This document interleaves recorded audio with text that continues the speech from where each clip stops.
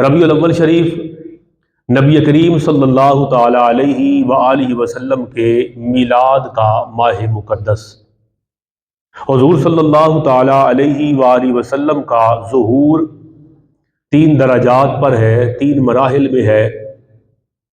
اللہ رب العزت نے کائنات کی ہر چیز سے پہلے اپنے محبوب کے نور کو اپنے نور کے فیض سے پیدا فرمایا۔ وہ تخلیق محمدی ہے، یعنی تخلیق نور محمدی۔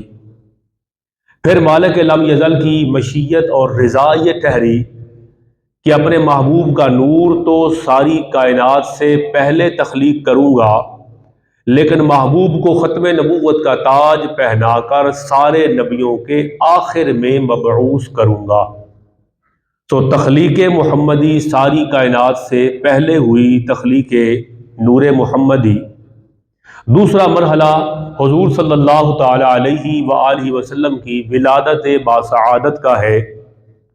وہ ربیع الاول شریف میں ہے کہ میرے آقا صلی اللہ تعالی علیہ وآلہ وسلم حضرت سیدہ آمنہ رضی اللہ تعالی عنہا آپ کے بطن اقدس سے بشری لبادے میں اس کائنات میں جلوہ افروز ہوئے۔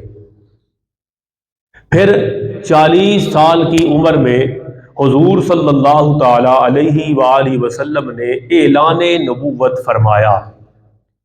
وہ حضور علیہ الصلوۃ والسلام کی بعثت مقدسہ ہے۔ تو ظہور محمدی صلی اللہ تعالی علیہ وآلہ وسلم کے 3 مراحل ہیں۔